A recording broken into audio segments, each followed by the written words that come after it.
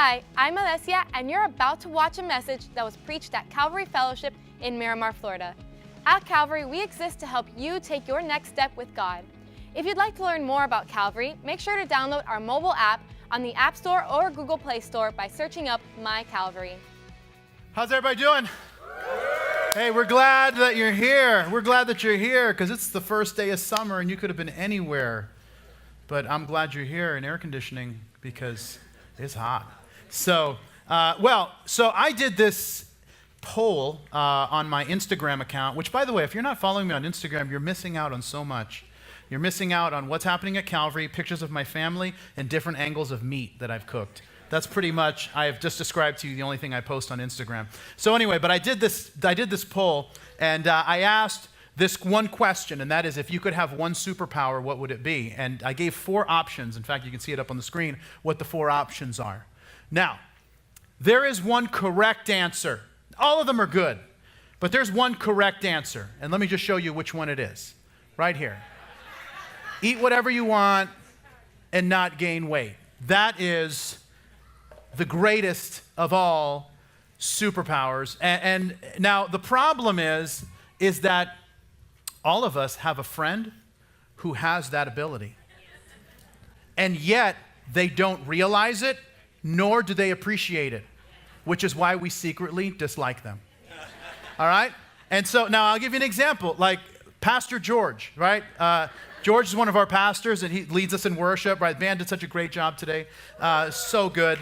And we're grateful for them. And so let me tell you, this was a while back.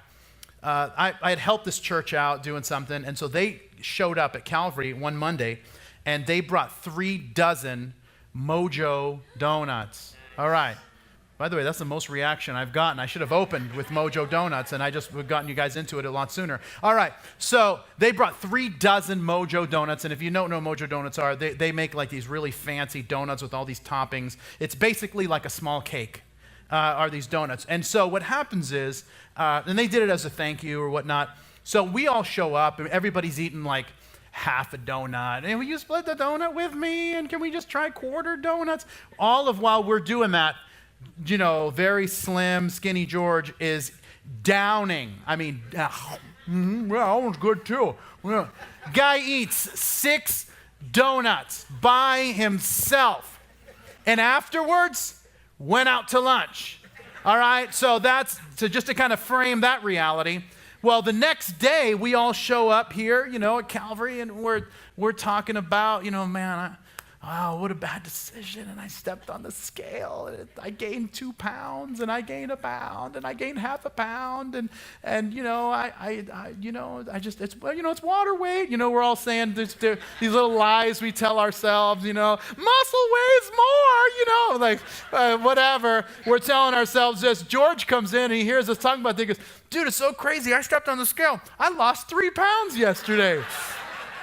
I had never been triggered before until that moment. And that's when I'm like, oh, now I know what it means to be triggered, to want to murder someone. I know it now. And so anyway, that's the right answer to the poll. Then this is the one that received the lowest score, was C, was know everything, be the human Google, which, by the way, that was weird to me because I thought D was the right answer, but if I had to pick a second one, C would have been my answer, but no one else thought that. Like, knowing everything, that's stupid. So anyway, then this was the one that came in second, which was telepathy, that is make people do what you want, which I think would be so good because I feel like no one does what I tell them to do. You know, my family, certainly not my kids. I mean, I feel like I'm living in like an opposite world with them. And then, you know, other people I'm telling, you know, because I feel like the world would be better if people just did what I told them to do. Anyway, people were like, yeah, you know, so if you can imagine, like, you know, if you're an X-Men fan, like Professor X, that's like what he does. He just like, you know, tells people what to do. Anyway, but the number one answer, right? And I polled, like, you know, we had a meeting with our team this morning. I polled, always the same. It was human Google was the lowest, then telepathy. Then number 2 was always eat whatever you want, and number 1 was always time travel, so I could go back in time and fix my mistakes. And listen, and the reason is every group, always the same. On the poll that I did, always the same, because this is what all of us want. All of us want, because all of us in our lives, we have made decisions. There have been moments, there have been words that we wish were different, and we would do anything to go back and change them. And the challenge is that we have this thing, and we might say it in different ways, but basically what we say is this: if I knew then what I know now, things would be different.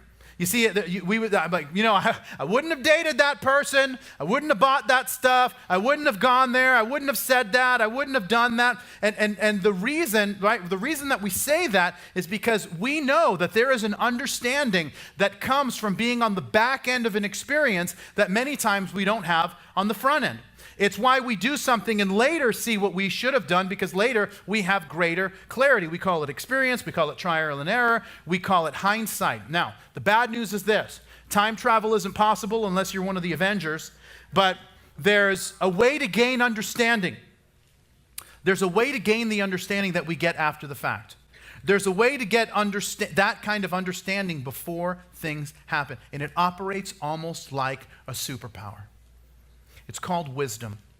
And see, we tend to think of wisdom as something that people who are a little bit older than us have, that they've gained after a lifetime of experience, a lifetime of travels, a lifetime of circumstances. But the good news is that we have the opportunity to have wisdom beyond our years and avoid the wrong choices, embrace the right decisions, and have way more joy in our lives. So today we're starting this brand new series of teachings that we're calling Hindsight, Learning from the Past to Have a Better Future. And we're looking at the book, this book in the Old Testament. It's called part of what's called the wisdom literature.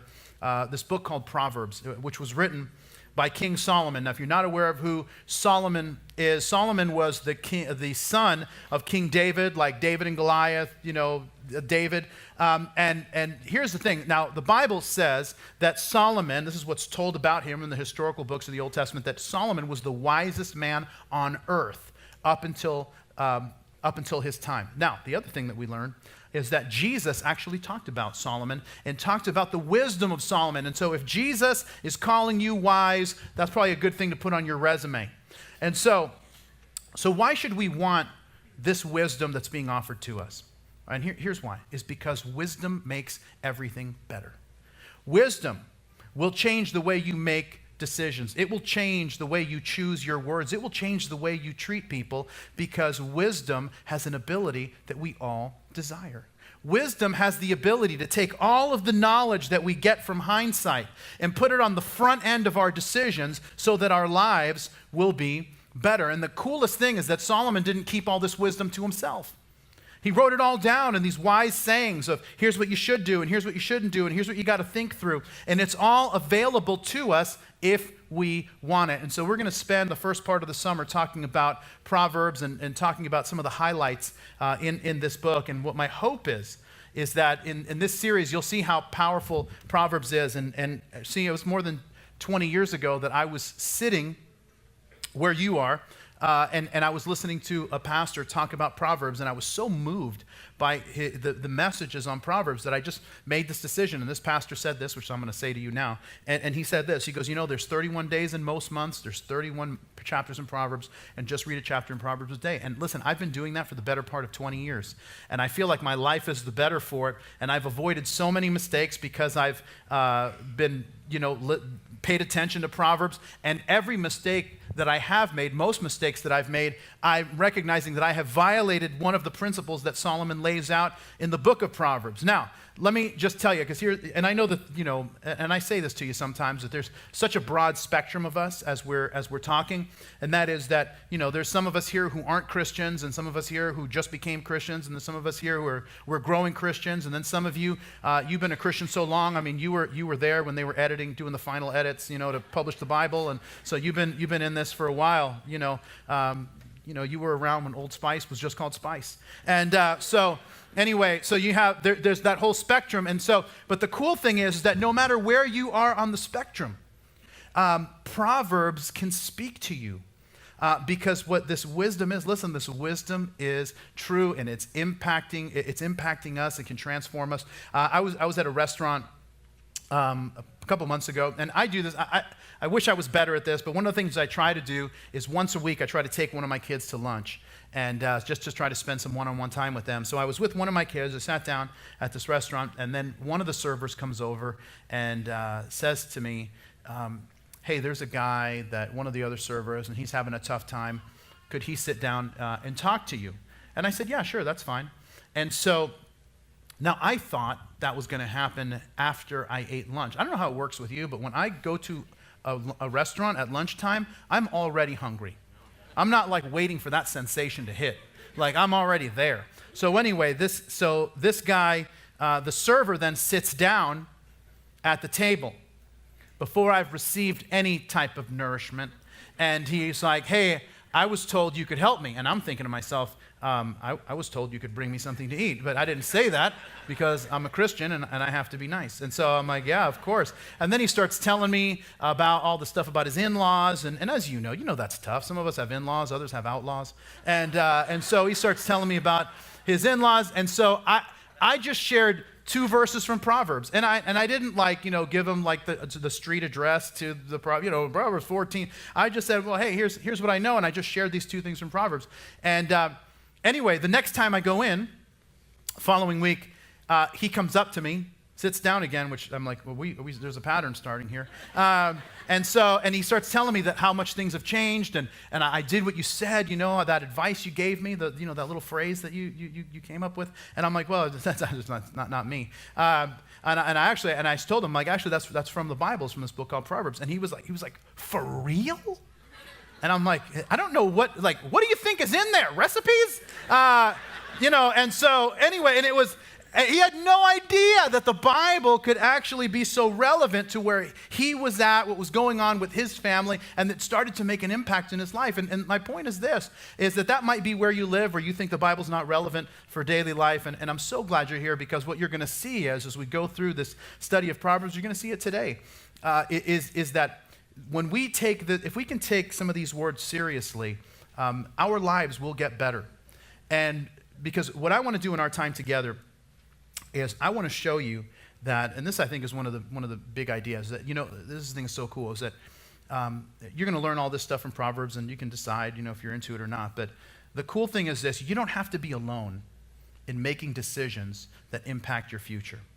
That you can actually get an inside track on what most other people miss when some people are just like, well, whatever I feel is what I do, or whatever other people are doing is what I do. But there's actually a way better input than that.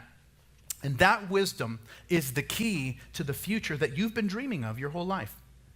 The Proverbs can lead us there by creating a path, creating a way to get there. So we're going to start in the book of Proverbs, chapter 1 and verse 1. And so if you have your Bible, you can open there. If you don't, we gave you an outline. Every verse that we cover is going to be there. Or you can look on the screen. You can open the Calvary app. Listen, there's many places to find. The only place you're not going to see the verses is if you have your eyes closed. Every other, there's many other places. So we're going to start in chapter 1, verse 1. Here's what it says. It says, the Proverbs of Solomon, the son of David, king of Israel, to know wisdom and instruction, to perceive the words of understanding. Now, if you pause there and give me your attention, I know we're just getting a running start, but let me just stop here. As we talk about wisdom, why is it so important? What does it do? How do you become the smartest person in the room? Here's what you do when you grab hold of wisdom, and this is what wisdom does. So if you're a note taker, here's number 1, is that wisdom is seeing what others don't see. Wisdom is seeing what others don't see. Solomon opens by telling us what all these Proverbs, everything that's contained in this book that we call Proverbs, everything that's there that Solomon wrote, he's like, this is what it's for. It's to teach us wisdom that gives us greater insight. And that's actually what that word, when it says to perceive the words of understanding, that word perceive is this Hebrew word binah, which means insight. It means literally noticing differences. It's the ability to see what other people don't see. Now, let me ask you this question. If you're a fan of, how many of you have seen the show Sherlock with Benedict Cumberbatch? Wow, a lot more people in the first service. All right, very good. Well, you guys have some homework. But if you do watch it, listen, the British accents are thick, so you're going to have to watch it with subtitles. I know it's weird, I have to watch because I don't understand the English that they're speaking. But anyway, it's thick. But here's the thing that happens is that the cops are there, and they notice, well, this is what happened. And then Sherlock walks in. And Sherlock walks in and he notices 10 things that no one else has seen. And that is exactly what wisdom does. It notices things. It gives us an insight about reality that most people don't recognize. And it allows us to see the outcome of things before they happen. In fact, later in Proverbs, Solomon would write this. He would say, a prudent person foresees danger and takes precautions. The simpleton goes blindly on and suffers the consequences. Now, I want you to notice that phrase. It doesn't say that the prudent person, the wise person, it doesn't say that he sees danger. Look what it says. It says that he foresees danger. The wise person is able to put together all the clues and knows that this path leads to a place that I ultimately don't want to go.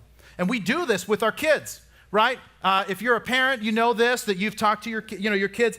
They especially if your kids are young. I have 3 young kids. I mean, they're 12, 9, and 7, and they have these insane ideas about what would be fun. And so they'll be like, well, what we're going to do is we're going to just take a running start to the pool, and then we're going to just jump on the floaty, and then we'll do this thing that we tie around our neck, and I'm like, no, you're not. Nobody's tying anything anywhere. And they're like, what is up, Dad? We're just trying to have fun. And you're like, no. And the problem is, listen, it's because you've recognized a level of insight. You're able to see certain clues that say, you don't want to go down that road. And it's not so much that and it's like, oh, you're not trying to spoil anybody's fun. But it's like, hey, I love you so much. I'm even willing for you to be a little bit mad at me for a little while because you have an insight. I have an insight that you don't possess yet. And so the question maybe that you're asking is, okay, if that's the case, if wisdom is an insight that other people don't have, how do I become more insightful? I'm glad you asked. So here's I'm going to give you three ways quickly that you can. So here's number one. And that is, number one is be a teachable person. Be a teachable person. Being a teachable person acknowledges that you might not be wise in every area of life. And I want you to recognize that. There's nothing wrong with not knowing something. There's nothing wrong with being a beginner at something. All of us are white belts in certain areas of life, and others of us are black belts in other areas. What's messed up and what usually gets us into trouble is when we're a white belt in one area of life, but we act as though we're a black belt. That is the recipe for disaster, and so many bad decisions that we've made in our life have been a result of us being white belts, acting as though we're black belts. And that's why in Proverbs 26, Solomon would say it this way. He would say, do you see a person wise in their own eyes? There is more hope for a fool than for them. Now, why is that the case? Why is there more hope for a fool than a person who thinks they're wise? Because a person who is a fool recognizes that they are. And once they recognize that they are, they have the ability to grow and learn and stop being foolish. So it begins by being teachable. The second thing is that you've got to place wisdom above your feelings. You've got to place wisdom above your feelings. I love in Proverbs 14, Solomon says this, a sound mind makes for a robust body, but runaway emotions corrode the bones. Now, think about that. I mean, listen, and emotions are good, and we connect to life through our emotions. So it's not about cutting off all emotion in your life, but we have to recognize that most of the time when we classify something as an emotional decision, have you ever noticed that it's usually not classified as a good decision? It was emotional, and right, emotional decisions usually aren't the case, right? And so, you ever been involved in something that's classified as emotional eating? Right? That's usually not a good thing. Right? No, you never had a phone call with someone like, what are you doing? Oh, I'm eating cauliflower and kale. Wow, it sounds like you're emotional eating. No, that's not it, right? I mean, not that there's anything wrong with cauliflower. The only thing wrong with cauliflower is the taste. And so it just tastes like death. But there's just, right? And honestly, so over the last couple of years, I've been trying to eat healthier, and some of you have witnessed that or seen that or whatever. But, and so I've pretty much cut out carbs, sugar, joy, all of that from my life. And so what happens is that, but I don't know what happened to me this year, after Easter this year. I mean, we did, 7 services. And anyway, so we did all these services, and I was just wiped out. And I don't know what got into me. But, we gave out all this candy, and there was all this leftover candy upstairs. And so I don't know what happened. I got done teaching the last service, and I went upstairs, and I just opened up a pack of Nerds. Now, I don't know if you know this, but I love Nerds. And strawberry Nerds are just the jam. And then the lemonade Nerds with the grape Nerds are really where it's at. And so anyway, I popped one of those little square boxes of Nerds. And then I popped another package of Nerds. Anyway, long story short, 9 more packages of Nerds later. And so, by the way, I was wired by the end of that. I mean, I was talking so fast, faster than normal. And then I had some Swedish fish too, because I wanted some protein. And so anyway, it was, and then you get to the end, like, what were you thinking? And I'm like, I don't know. That was emotional eating. But we recognize that usually things that are classified as emotional usually end up being unwise. And emotions are great, emotions are God-given, but they just can't be the only factor in decision making, because our emotions tend to be a bit too fickle. And what wisdom does, what makes wisdom so powerful, is that wisdom removes the volatility of emotion, and it clears a good path for us to walk. Third is this: if you want to be a more insightful person, that is borrow the wisdom of others. Solomon writes this in Proverbs 11. He says, where there is no counsel, the people fall, but in the multitude of counselors there is safety. Right? I mean, most of us, when we think about the last bad decision that we made, wouldn't it have been different if we had gotten some wise counsel? Of course. And whenever I'm thinking about, and whenever we're thinking about moving in a direction, we've always got to look at the people that have done well in the area of decision that we're making and say, I've got to get their input. Because, and this is so huge, listen, you don't get any extra points for making a decision by yourself. It's not like, you buy this house like, wow, this was a terrible decision. Yeah, but he made the decision all alone. He did the whole thing by him. Right? It doesn't matter. Right? Nobody cares if you make the decision by yourself. If you make a bad decision or a great one, we have to live with the consequences of either. So it's not just getting the counsel, it's actually getting the counsel and then taking the counsel. And in this series, we're going to do a whole message on that, because it's not just listening to anybody and everybody. There's got to be certain criteria for who we listen to and why and all that, and we're going to get to that in the future. But if you want to be wise, you want to be the smartest person in the room, we've got to decide that we want to be, that wisdom will bring us an insight to see what other people don't see. And he goes on in verse 3, and look what he says, that he wants to know wisdom, perceive the words of understanding. Verse 3, to receive the knowledge, the instruction of wisdom, justice, judgment, and equity, to give prudence to the simple, to the young man, knowledge and discretion. If you pause there and give me your attention, here's the second thing I want to show you, and that is, if you want to be the smartest person in the room, you got to get wisdom. Wisdom is seeing what others don't. The second thing is that wisdom is the best strategy to accomplish things. It's the best strategy to accomplish things. In verse 4, that word prudence, and you may want to circle it in your notes, that word prudence literally could be translated as strategic. That wisdom is not just knowledge, but it's a strategic type of wisdom that we are given. That not only that we see what others don't see, but a lot of times that wisdom creates a path that very few people don't realize. And listen, you've done this in the past.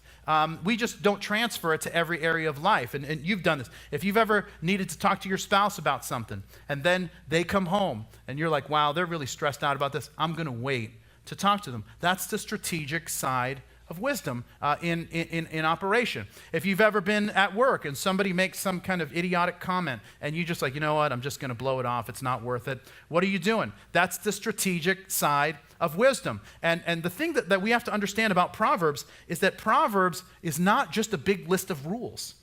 It's not. And if you think that Proverbs is a big list of rules, you're going to end up missing the point.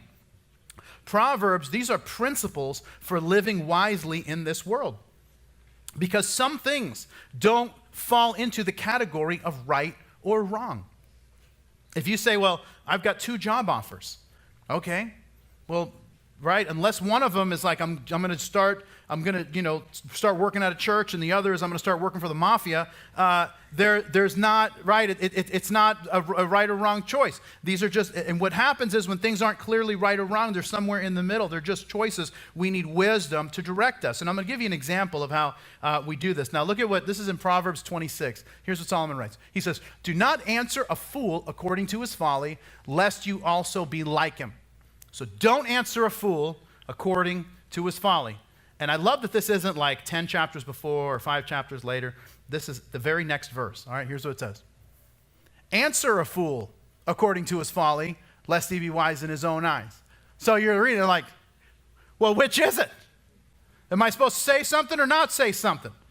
Well, it's both. It just depends on the situation. And a wise person knows what to say and when. You know, there's wisdom in a multitude of counselors, but your mom also told you that just because everybody's doing it, it doesn't mean that it's a great thing.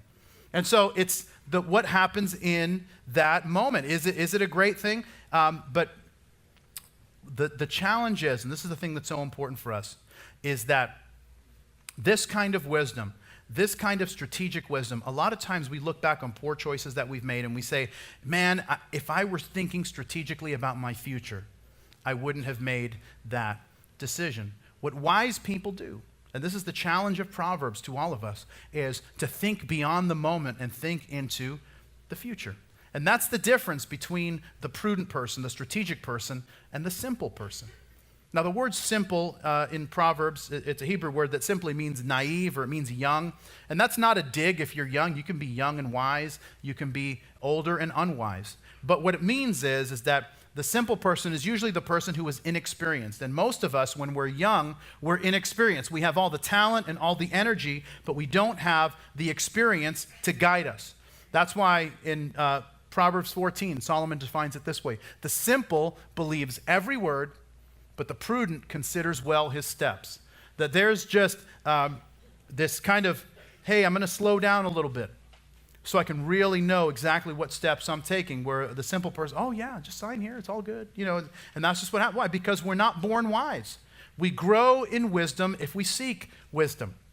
Now, I have a younger sister that's about 9 years younger than me, and or 8 years younger than me. Anyway, she's younger than me, that's the point. And but when she had like this defining moment in her life when she was 9. Now, my younger sister loves mozzarella sticks.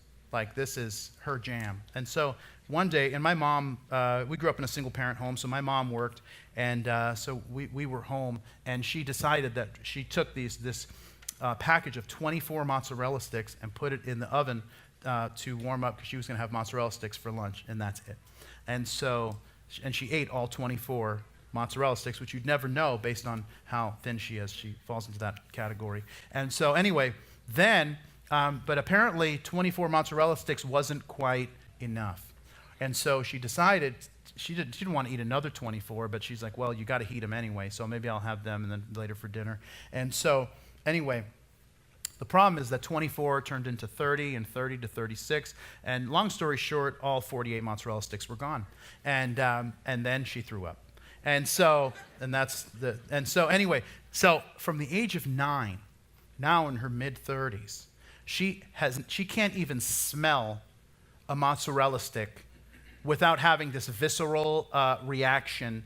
And now listen, because why? Wise people don't eat 48 mozzarella sticks, because we know what happens. But all of us have that story of, when I was 10, I had 20 Twix or something. You know what I mean? We all have like that. Now you get a little older, and now you're counting on how many carbs. Is that net carb or total carbs? Does that count fiber? And you're doing all that, and then you're having these I'm looking, whenever I go somewhere, I'm looking on the menu and how many carbs. And the second question I have is, will this or not give me heartburn? And so, and that's how you've reached a certain age in your life. I mean, I'm over 40, and my close friends are over 40, and so we, not that long ago, we had this really, I would say it was like a 30-minute conversation. I mean, heated about what the best antacid was. And these are the conversations you have at the age of 40, and I just don't even want to know what you talk about at 50. And so, but that's Talking about different pills, I guess. Anyway, but that's the power of strategic wisdom, is that it thinks about the future. And now I won't have anybody raise their hand, and I'm just going to acknowledge that for most of us, we've all had a moment where we made a bad decision purchasing a car. All right? By the way, it just got so quiet in here. It's like, my bad goes up. Whoa, the man's preaching now. The man's speaking truth. And so what happens is that, you know how it works. You got on the car lot, and you picked out the car, and the guy told you to pick out the color, and I don't know why the color matters, but it just does, because how it drives, and you're like, I just need something to kind of get me around, right? That was what you got on the lot. You're like, I just need something to get me around. And then you saw yourself in the car. And then you know what you did is that you had your sunglasses on, and then you did this adjustment with the rearview mirror, right? And then what happens is you're trying to look back, but you caught yourself in the car, and you're like, oh snap, that's me. I could be, and then you're driving around and you think, and it's not true because nobody cares, but you think like you're driving, you're doing the test drive wherever you are, you're doing like some kind of loop from the dealership, and you think that people are like, wow, look at that guy. You think people are doing that on the street. They're not. Like, look at that man in that Corolla. Like they're not doing that, but you think that they're doing that, but they're not doing that. Nobody cares what you drive. And now you're under this impression like, wow, my friends, they think, my friends are going to think I'm successful, and I'm going to find a girlfriend with this car. And then you find out the price, and you're like, well, I mean, if I could get a second job and do some, maybe I could mow my neighbor's lawn, and then maybe that family member, if they could, move on, I could get that inheritance, and I'd be in the clear. So now you're thinking all these thoughts you shouldn't think about people that you're related to because you're trying to get the car. Because now it stopped being about transportation hours ago. Now you're like, I am going to die alone if I don't have this car because I'm not going to be able to find a girl and this whole thing. And so what happens is, right, and then you get on the other side of that, right, like a week after you bought the car, or maybe it's like when you get the first payment, and you're like, oh, snap, what did I just do? And then people ask, like, hey, is that a 2019? You're like, it's a 48 mozzarella stick. And that's what I got. And this is the point, right? Wisdom thinks about the future, the strategic side of wisdom. And so it separates the wise from the simple. And then this is what we're going to bring it to a close. Look what he says in verse 5. He says, a wise man will hear and increase learning, and a man of understanding will attain wise counsel. To understand a proverb and an enigma, the words of the wise and their riddles. The fear of the Lord is the beginning of knowledge, but fools despise wisdom and instruction. If you pause there and give me your attention, here's the last thing I want to share with you. If you want to be the smartest person in the room, wisdom is embracing a curiosity to grow. This is so misunderstood, and I've talked to so many people who aren't Christians, and they'll have some idea about this. The fear of God is the beginning of wisdom, and they'll have this thing that they'll talk about. They'll talk about the fear of God, and like, why would I want to worship a God that wants me to be terrified of him? And that's a total misrepresentation of what it's saying. And we've talked about this in the past, if you've been at Calvary, that a lot of times we take current definitions and we try to apply them to ancient literature, and it doesn't work. But the challenge that we have to understand is this. There's two kinds of fear. Now, you recognize this. So I'm not telling you something you don't know. It's just we've never maybe thought it through in this way. But there's two types of fear. There's a negative type of fear where you are afraid of someone because you believe that they're going to hurt you because you don't trust them. That's the negative side of fear. That's not what Solomon is talking about in Proverbs. He's using the positive side of fear, and this is a fear that you have all the time. You just don't realize it. We don't call it fear, but it's what it is. It's the fear that you have of hurting the people that you love. That you would never want to do anything that hurts the people that you love the most. And you're thinking, man, I fear ever doing anything that would hurt or damage in some way the people that I care about the most. And you know what that is?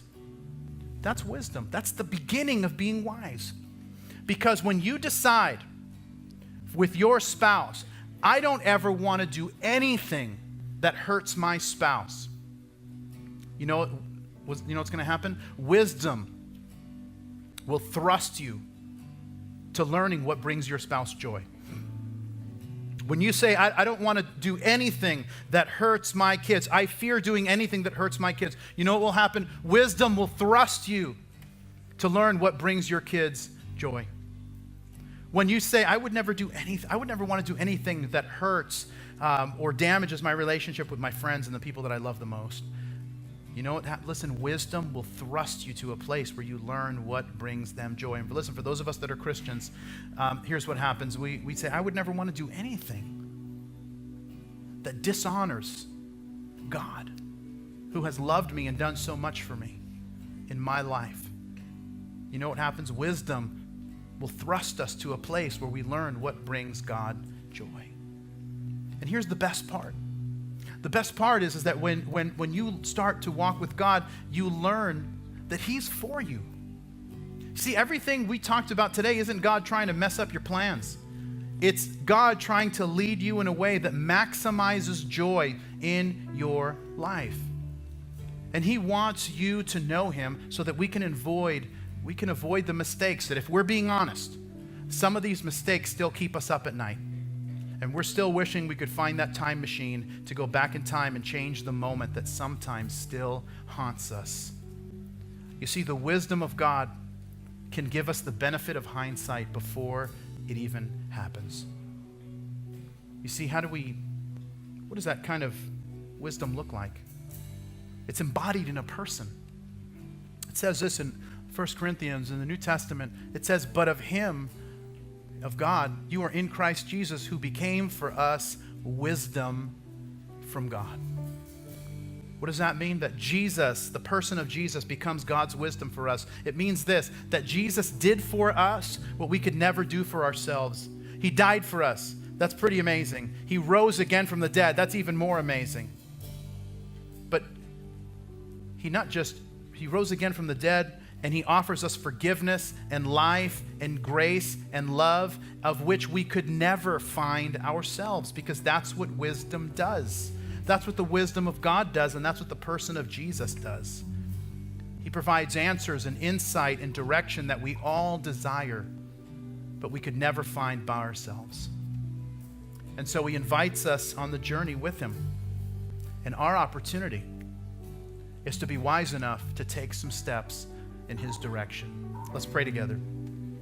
And Lord, we want to thank You for loving us, and we thank You for inviting us to know You better, to embrace wisdom, that we might have lives that are infinitely better than if we had tried to do life on our own. So God, work in us and help us to be people who are insightful and strategic and curious, people who are wise, that we might see You do great things in our lives and through our lives. And we pray it all in Jesus' name. And everybody said, amen. Thanks for watching this week's message. Make sure to click the subscribe button below to stay up to date with all the things happening here at Calvary. God bless you.